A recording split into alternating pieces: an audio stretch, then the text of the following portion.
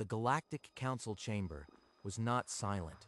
It was the kind of quiet that follows a scream nobody heard. Every eye locked onto the human at the podium, a man who looked like he hadn't slept in a week, his stare burning through the chamber. High Counselor Rex's gavel slipped from his trembling fingers.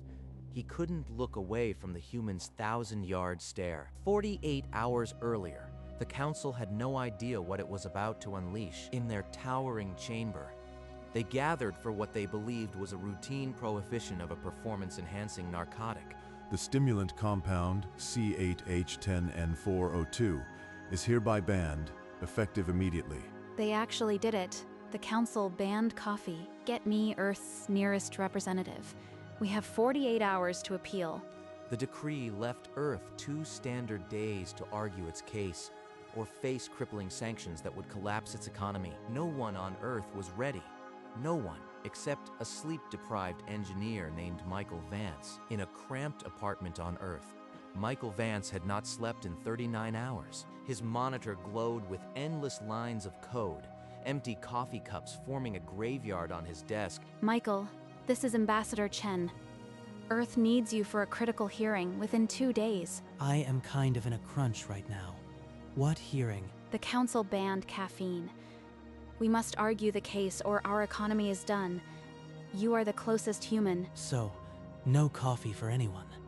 That's bad. Fine. I'll go. It beats staring at this debugger for another hour. He grabbed an empty mug from his desk, a last remnant of the now illegal stimulant, and stood. Within an hour, he was aboard a high-speed transport, the stars blurring past as his eyelids drooped. He didn't know if he could stay awake for the whole trip, but Earth's fate was now riding on a man running on fumes. The transport hummed through hyperspace.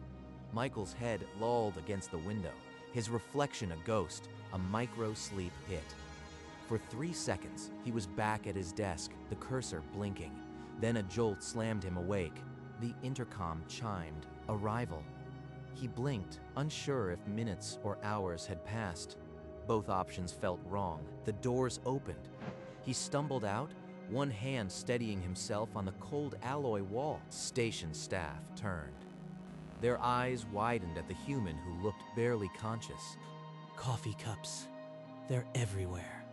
Why can't I just reach one? He shook the vision away and pushed forward. Each step a negotiation with gravity. At the end of the corridor, the massive doors of the council chamber loomed. A clock on the wall showed 37 seconds until the hearing. Michael reached the threshold. He didn't walk through so much as fall into the chamber, his empty mug clutched like a lifeline. The chamber doors parted with a hydraulic hiss, light flooding the threshold where a shadow stood swaying. Representative of Earth, Michael Vance. The name echoed across the vast rotunda. Michael didn't flinch. He just started walking. Just get to the podium. Don't trip. Don't think about anything. High Counselor Vrex watched from his elevated bench, the gavel frozen in his blue hand. The murmurs of the delegates faded until the only sound was the shuffle of Michael's worn sneakers on polished stone. He reached the podium and slumped against it. The empty mug clinked against the metal, the only sound he made. Hundreds of alien eyes fixed on him. He stared back at nothing, wide pupils refusing to blink. A clock chimed. The hearing had officially begun, and the human had said nothing. Vrex's gavel trembled. The silence became unbearable, a pressure that bent the air. Earth's representative, Michael Vance. This council recognizes your presence. State your position on the ban of stimulant compound C8H10N4O2. Michael gave no response. His stare remained fixed, unblinking, on a point beyond the council. The silence stretched into a chasm. A junior delegate coughed nervously. Vrex's huge white eyes narrowed into slits of suspicion. Vrex's voice took on an edge. I repeat, state Earth's position. You were summoned to speak. Michael's head tilted a fraction, as if considering the question. His cracked lips parted, then closed. No words. The gallery of delegates erupted in low, hostile murmurs. The sound swelled like a rising tide. Order. Vrex's gavel cracked against the stone, but his blue hand trembled. The human still had not blinked. For the final time, human, what is your response? Michael just stared. The empty mug in his hand seemed to mock the chamber. Vrex's gavel hovered, frozen. I need coffee. The words were barely audible, but they cut through the chamber like a blade. Every delegate froze, their multifaceted eyes wide with disbelief. You dare request the banned stimulant from this council. This is open contempt of this body. Michael raised the empty mug a fraction, the cracked ceramic catching the light. He didn't flinch. You will show respect, or I will have you removed from this chamber. The gallery erupted. Shouts layered over shouts, a cacophony of alien outrage. Vrex's gavel smashed against the stone, again and again. They don't understand. It's not about getting high. It's about staying upright. Vrex's blue hand trembled. He pointed the gavel at Michael like an executioner's finger. You will answer this council properly. Human or Earth will face the maximum penalty. Michael just stared, his 1,000-yard gaze never wavering. The empty mug in his grip seemed to hold the weight of a planet. You don't understand. Coffee isn't a performance enhancer. It's a maintenance drug. The chamber's outrage flickered, replaced by a confused stillness. The human's words hung in the air, heavy and strange. What do you mean? Maintenance. Explain yourself, human. Without caffeine, we don't just lose productivity. Our brains stop working right. The whole system shuts down. Vrex's large eyes darted. The data they had studied showed correlation, not causation. The human was rewriting the math. The 96% productivity link. You are saying that is not enhancement, but withdrawal. Yes, you are reading it backwards. That's not the top of human potential. That's the floor we need just to stand here. The chamber fell into a hush deeper than before. The implications spread like coolant through a reactor. The ban had been a catastrophic mistake. This changes nothing about the danger of dependency. If humans require a substance to function, that is still a threat. Michael's dead eyes met Vrex's. The human didn't argue. He just stood there, a monument to what happened when the substance was taken away. Prove it. Show this council that your state is withdrawal, not defiance. I haven't slept in 41 hours. I haven't blinked in 9 minutes. I can feel my heartbeat in my teeth. A wave of horrified murmurs swept the chamber. The human's words were a physiological confession. Someone scan him. Confirm his vitals, now. Aide Varn rushed forward, a medical scanner trembling in his gray hands. The scanner chimed. Heart rate 133, cortisol levels off the chart, neural activity in a survival pattern. Vrex's blue face paled. The gavel slipped from his fingers and clattered onto the bench. The sound echoed through the silent chamber like a bell tolling. For the first time, the council truly saw what caffeine deprivation did to a human. It wasn't addiction, it was survival. And I am not even the worst. The guy who sent me here has been up for 3 days. A collective shudder ran through the chamber. 3 days. The implication was a galaxy of waking nightmares. Vrex's blue hand gripped the edge of the bench. This exhausted creature was the mild version. If we remove this substance entirely, what becomes of humanity? The question hung in the air, heavy as a weight. Michael didn't answer immediately. They're finally asking the right question, but the answer won't comfort them.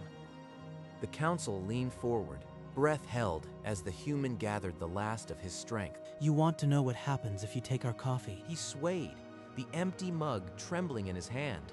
The silence was absolute. Every being in the chamber waited for the words that would reshape galactic law. If you take it away, we don't get worse. We get like this. All the time. The words landed like a physical blow.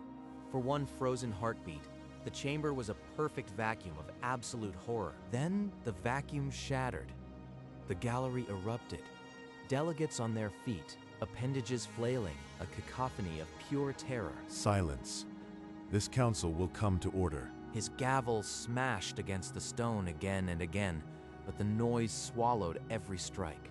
Parliamentary order was a memory. I just want a coffee. Why is this so hard? This session is recessed. Senior counselors, to the emergency chamber, now. He didn't wait for compliance.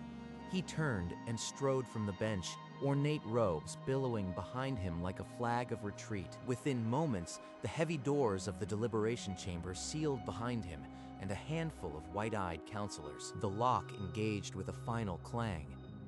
The coffee band's fate and humanity's was now in their trembling hands. Inside the emergency chamber, the counselors stared at the human's vitals, still glowing on the scanner. We were wrong. That creature out there is not defiant. He is a warning of what we will create. A hardliner argued that dependency was still a weakness, but Vrex cut through with a snarl. It's not a weakness if the alternative is billions of those. We do not negotiate with a hurricane.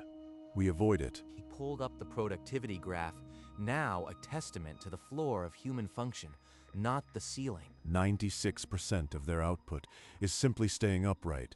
The ban doesn't weaken them. It unleashes them. The counselors exchanged glances of pure dread. The data had been their justification, and it had been backwards. The silence was broken by a murmured assent, then another. The chamber's weight shifted like a snapping keel. We lift the ban immediately, and we find a way to ensure this never happens again. The words hung in the air, but the cost of their mistake and the price of fixing it remained uncalculated. In the main chamber, Michael swayed at the podium. The silence was no longer hostile. It was the held breath of a room waiting for execution. Do you guys have snacks? Aide Varn, the gray alien tasked with protocol, sputtered as if the human had asked for a shield generator. I haven't eaten in. What day is it? The absurdity of the request, in the middle of a galactic crisis, landed like a cold blanket over every delegate. The deliberation doors hissed open, and High Counselor Vrex strode in, his expression carved from stone. Council, I call this hearing back to order. He held the gavel again, but his blue fingers trembled, and the rhythm of authority had left him. We have reached a decision. Every being in the chamber leaned forward. The snack request evaporated from memory, replaced by the weight of an irrevocable verdict. The Council will now vote, all in favor of immediately reversing the ban on Compound C8, H10N402. Indicate now. A wave of appendages rose across the chamber. Green lights flooded the voting display. Opposition was a scattered handful of red. The motion carries. The ban is lifted, effective immediately. 11 minutes. That was all it took from the moment Michael stumbled through the doors to this moment. Aide Varn's gray fingers flew over the holographic interface, etching the word repealed into the Galactic Registry. The official order will be filed in moments, High Counselor. Notify Earth and bring that human whatever he needs. The chamber exhaled, but relief was laced with fear. They had just legalized a substance that turned humans into that. The chime of the official filing echoed through the chamber. The coffee ban was over, but in the grand rotunda, every delegate knew the real negotiation was about to begin. High Counselor Vrex descended from the bench, each step a deliberate march toward the swaying human. Michael Vance of Earth, this council recognizes your statement. In return for lifting the ban, Earth must subsidize its coffee exports to all member worlds. Furthermore, we offer you the position of permanent cultural liaison, full diplomatic immunity, except and Earth's economy integrates immediately. So, I get coffee, and I get a job. Essentially, yes. Okay, I accept. Can I have my coffee now? The chamber erupted in nervous applause. A diplomat had just been appointed with all the ceremony of ordering takeout. Then it is done. Someone fetch the human a coffee. Immediately. Finally. The permanent cultural liaison of Earth had just traded his coding terminal for a diplomatic passport, all on 41 hours without sleep. While Michael sagged against the podium, the counselors huddled. Low murmurs gave way to a nod, and Aide Varn was summoned forward. Aide Varn, add a new mandate to the registry. Council Mandate 4721. Awaiting your words, High Counselor. Never negotiate with a human before noon their local time. Varn's gray fingers flew. The words etched into the Galactic database, a permanent scar from today's hearing. The chamber's central display flickered, broadcasting the new mandate to every member world. A wave of nods passed through the delegates. A grim understanding settled. This rule was the price of peace with humanity. High Counselor Vrex signed the mandate with a trembling hand. The gavel lay untouched. Paper was now his instrument. Noon. Got it. The council chamber, once a courtroom, now felt like a recovery ward for a traumatized galaxy. In the Earth Embassy, Ambassador Lydia Chen had not moved from her desks since the hearing began. The holographic screen flickered with an official council transmission. The word repealed blazing across it. They reversed it. They actually reversed it. Tears streamed down her face, relief collapsing the walls of professionalism she had held for 2 sleepless days. Send this to Earth's government. Now. Every official channel. The message crossed the void in seconds. On Earth, a coffee farm worker looked up at a notification on a public screen. The ban was gone. Coffee was not only legal, it was the galaxy's newest currency of peace. Michael Vance. You absolute wreck. You saved us. In Earth's government offices, officials clinked coffee cups in a toast to the most unlikely diplomat in galactic history. But even as she celebrated, she knew Michael Vance was still standing in that chamber, running on nothing but the promise of a drink. As the applause faded, 2 station aides rushed to Michael's side. He didn't resist. They led him through a quiet corridor into a resting chamber. He collapsed onto the bunk as if his strings were cut. A medical monitor hummed to life, displaying vitals that spiked then plummeted into the deepest sleep cycle. Through a small viewport in the chamber door, High Counselor Vrex watched the human's first real rest. On the council floor, a holographic monitor mirrored his vitals. Heart rate 78, brain waves, a slow, rolling wave. Vrex turned from the viewport, his expression unreadable. Let him rest. We will speak when he wakes. The medical staff secured a blanket over the sleeping human. The silence in the resting chamber was absolute.